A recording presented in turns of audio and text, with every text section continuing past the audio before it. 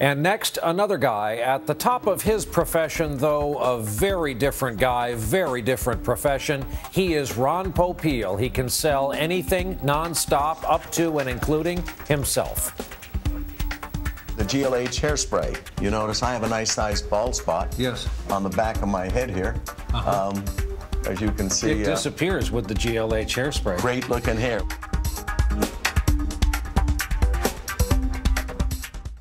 Welcome back. That is, in fact, a turkey behind me, but it's there for a good reason. More on that in a moment. And if there is a shoulder harness nearby, you might want to fasten it around you. We're about to enter the wild world of Ron Popeil because, after all, he entered our national consciousness long ago. Let me show you how to do it. Just put it on that needle. You tap it. You shake it. Not you. Right. You shake this, and you just go straight down like that. But wait, there's more. There's this more. Wait.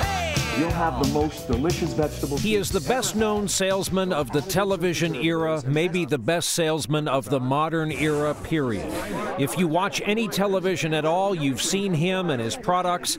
The television we watch today has been changed by him, especially when the hour grows late and thoughts turn to the things we don't need.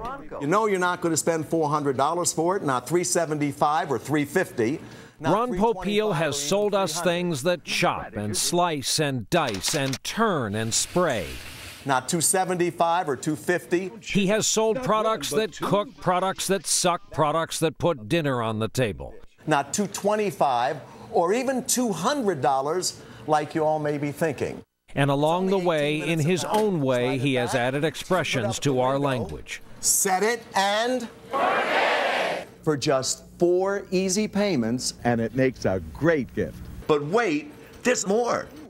He long ago became a juicy target for parody. Drop the bass. That's the whole bass into the Super Bass-O-Matic 76.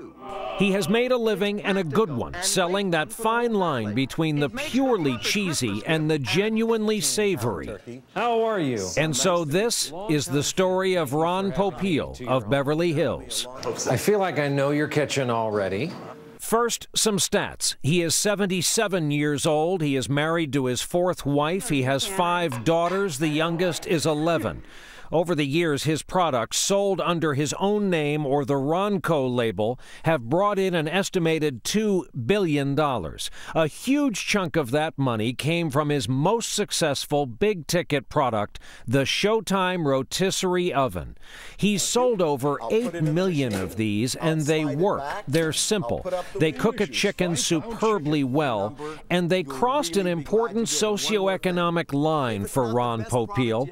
After spending most of his life, let's face it, aiming at a down-market demographic, his rotisserie is in the homes of rich folks and poor folks and all the folks in between. I'll take the turkey, and I'm just Which brings us to the next thing. With Ron Popeil, there's always a next thing. We'll lock this down, lock that down. You go up, out, and down. You can't be splashed, because when the food hits the oil, the lid is in place. Wow. Here it is in his kitchen where he shoots a lot of his commercials himself. He has spent 11 years trying to perfect an olive oil fryer that won't burn the cook or burn down the house. And among other things, it cooks a 15-pound turkey in 45 minutes. He says the product is ready to hand to a manufacturer, and to prove it, he cooked a lot of turkeys while we were there. You could work in a deli. That's a portable skill. The infomercial is already made, complete with a studio audience of true believers, including one you may not believe. And in case you've forgotten already what type of oil goes in his new fryer. Absolutely. Olive oil is also his thing. It's everywhere in the Popeil house. He's the Guinness World Record holder for the largest private collection. And not far away, in a spare room in the house, is a piled-up monument to his obsession. All the failed attempts at his turkey fryer. Ron, this is Beverly Hills. You can't have a mess like this. We have some other big ones back there. I thought that was a hot tub when I first saw it. In the dining room, displayed for our visit, many but not all of the Ronco products we've been pitched on TV over the years. Even though he sold Ronco years ago, it's his name people still respond to, and he is always selling in his own selfless way. The GLH hairspray. You notice I have a nice sized bald spot on the back of my head here. As you can see. It disappears with the GLH hairspray. Great looking hair. He can sell anything. This table full of stuff proves that, and it's made him a rich man. Here, try one of those. Thank you.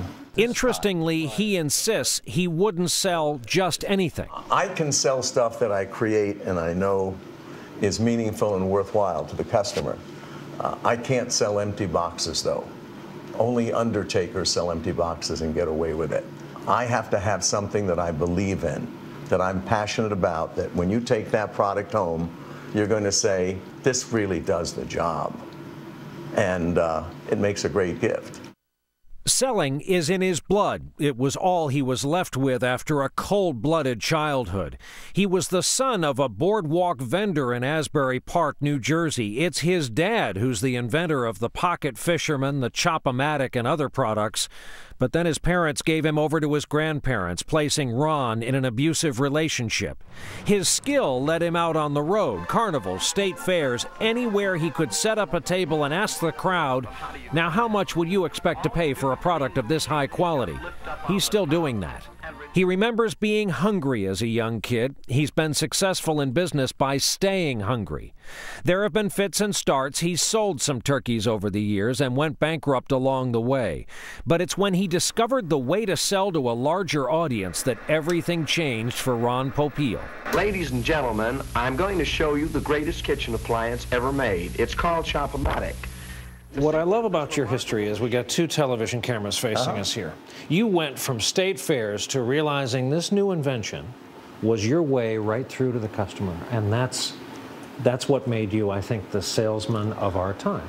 If there was no TV, I'd still be standing on some Coca-Cola boxes at the state or county fair and screaming my lungs out. You just turn it. At heart, he's an inventor, driven, never satisfied, always scheming, always selling.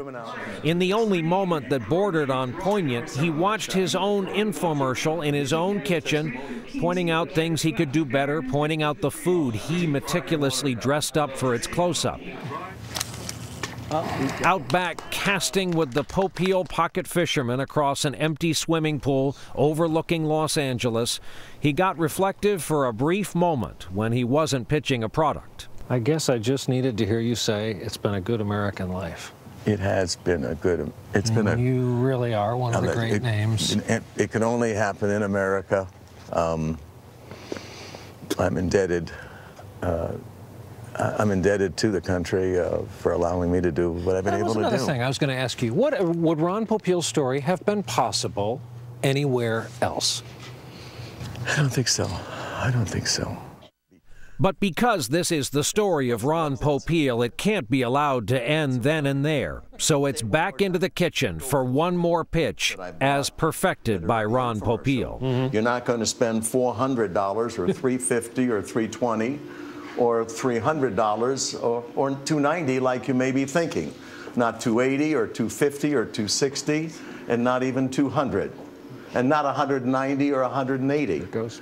All you spend for this fabulous new fryer of mine is just 4 easy monthly payments of only, you'll have to watch the infomercial to find that out. Oh, man. I knew the payments were going to be easy. Can I have some turkey? Please do. No, that was a good turkey. Huh? No, that's a good bird. Before there was television in the old days at the county fairs, Ron Popeil used to draw a crowd by throwing free ballpoint pens and pocket combs into the air. Once he had a crowd, his problem was drawing blood, his own. He did a lot of knife demonstrations live, and he cut himself so often he used to keep a fresh beet nearby on the table. He'd then quickly switch to slicing the beet, hoping the beet juice would mask his own blood, because nobody ever said selling knives was easy.